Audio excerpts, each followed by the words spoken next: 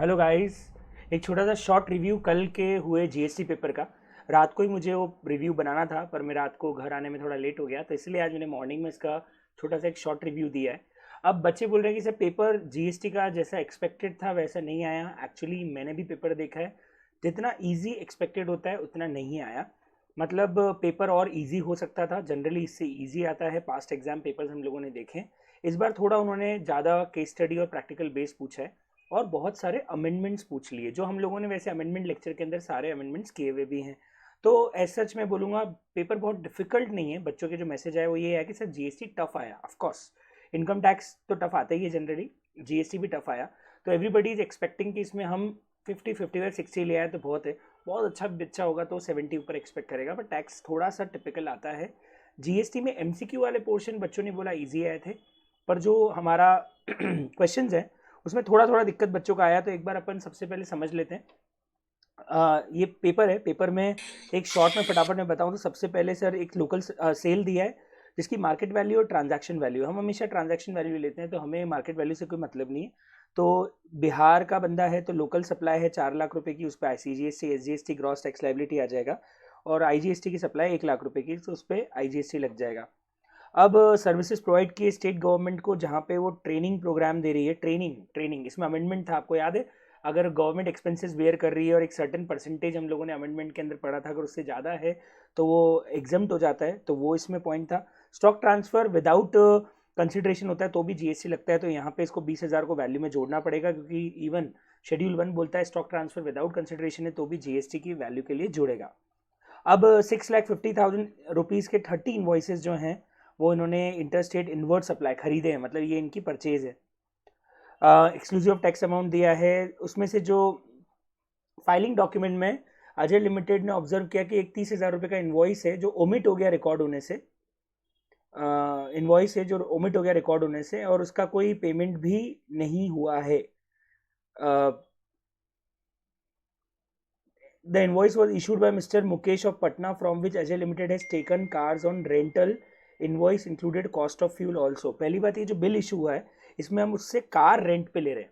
अब renting of car पे ITC नहीं मिलती है, ये चीज़ आपको ध्यान रखनी है। तो ये इन्वॉइस जो मिस हुआ है इसकी आईटीसी वैसे भी क्लेम नहीं होती। सो आई थिंक इसका कोई एडजस्टमेंट नहीं होगा, क्योंकि अगर बुक्स में रिकॉर्ड होने से रख गया और उसका पेमेंट भी नहीं हुआ जनवरी तक, तो पहली बात तो रिकॉर्ड हुआ ही नहीं है, उसका पेमेंट भी नहीं हुआ और उसकी आईटीसी भी नहीं मिलती है। तो इसका आई थिंक कोई एडजस्टमेंट नहीं होगा, क्योंकि रेंटल ऑफ कार पे आईटीसी नहीं मिलती है।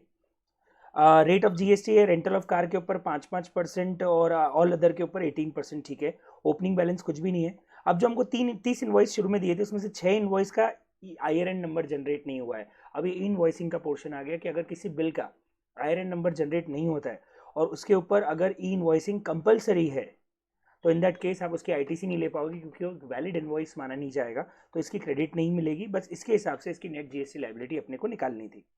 अगला क्वेश्चन है जिसके अंदर झारखंड का बंदा है और वो एक डेल क्रेडिटर एजेंट है। हमने डेल क्रेडिटर एजेंट वाला पॉइंट मॉड्यूल से मैंने मार्क करवाया था आपको, उसमें वो पॉइंट भी है। उसने हैंडसम डीसी कैपेसिटी में 2,80,000 रुपीज़ के इसने गुड्स बेचे हैं, तो इसकी सप्लाई है। इसने शॉर्ट टर्म फाइनेंसिंग करके इंटरेस्ट अर्न किया है, ये एग्जम्प्ट होगा। शॉर्ट टर्म फाइनेंसिंग की है तो ये एग्जम्प्ट होगा, इसके ऊपर जीएसटी नहीं लगेगा। कमीशन बिल भी रेज किया है, इसके ऊपर जीएसटी लगेगा। इनपुट में इसने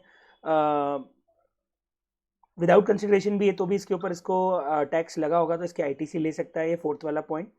और इसने ट्रेनिंग और मार्केटिंग सर्विसेज ली है डीसी एजेंट की फ्री ऑफ कॉस्ट, और कंपनी ने 75,000 रुपीज़ दूसरे से करता तो उसकी चार्ज करता। तो ऑफकोर्स ये भी सप्लाई विदाउट कंसिडरेशन हो गया, क्योंकि प्रिंसिपल एजेंट को अगर कोई भी सप्लाई कर रहा है और वो विदाउट कंसिडरेशन है तो ऑफकोर्स उसके ऊपर जीएसटी लगता है, तो ये भी जीएसटी के लिए लाइबल हो जाएगा।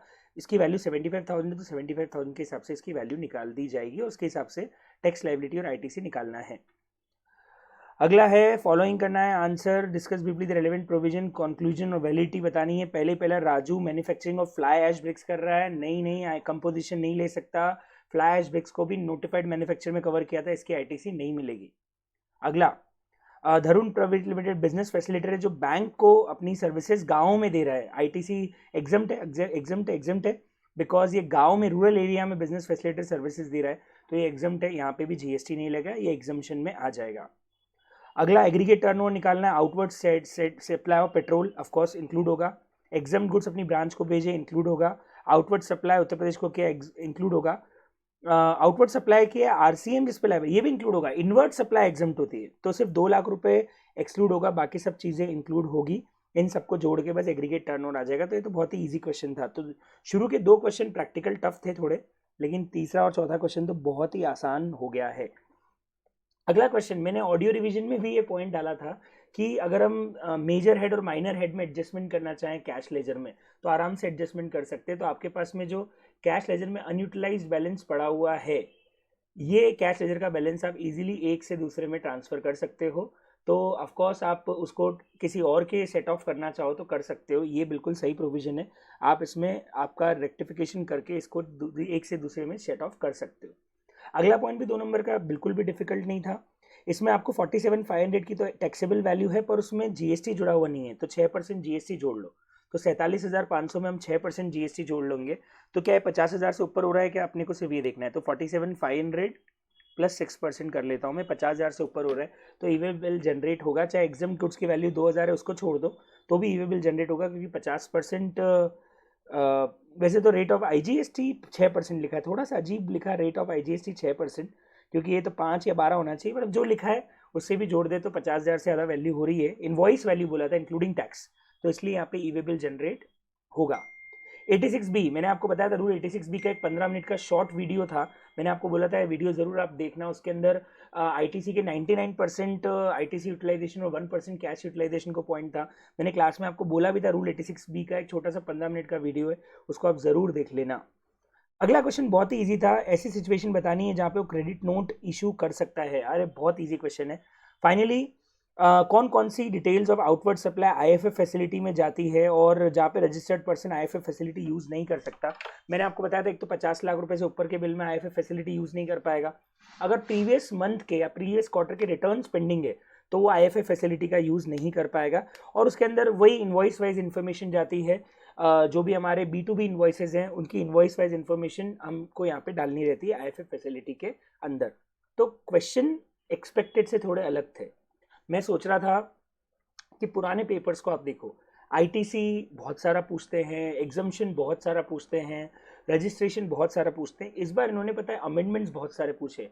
ये आईएफएफ फैसिलिटी जो नया आया है उस पर पूछ लिया, 86B जो नया आया है उस पर पूछ लिया, जो ट्रेनिंग सर्विसेज का गवर्नमेंट का अमेंडमेंट था वो पूछ लिया, फ्लाई ऐश ब्रिक्स वाला जो अमेंडमेंट था वो पूछ लिया। मतलब पेपर इस बार अमेंडमेंट्स में से बहुत सारा आया है, इसलिए बच्चों को थोड़ा सा टिपिकल लग रहा होगा। पर आप चिंता मत कीजिए, एमसीक्यू आपको हेल्प करेंगे। दूसरा आपको हेल्प करेंगे जो क्वेश्चन इजी थे, जैसे क्रेडिट नोट वाला, इसके बाद 86B वाला, ईवे बिल वाला, कैश और क्रेडिट लेजर वाला, एग्रीगेट टर्नओवर वाला, ये जो रजिस्ट्रेशन वाले क्वेश्चन थे 4 नंबर का ये भी बहुत इजी था। फ्लैश ब्रिक्स वाला टिपिकल क्वेश्चन सिर्फ 2 थे जो स्टार्टिंग के थे, उसमें भी डीसीए वाले में हो सकता है आप एक आध मिस्टेक कर दो और इसमें हो सकता है आपसे 1-2 मिस्टेक हो गई हो, तो भी स्टेप मार्किंग तो है। तो आप चिंता मत कीजिए, आपको जीएसटी में आराम से फिर भी 25 नंबर आ जाएंगे। अगर आप जीएसटी में 25 स्कोर कर लेते हो आउट ऑफ 40 तो आपको फिर चिंता करने की जरूरत नहीं। टैक्स में आप आराम से 25 to 30 इजीली स्कोर कर सकते हो, तो आप पास तो आराम से हो ही रहे हो।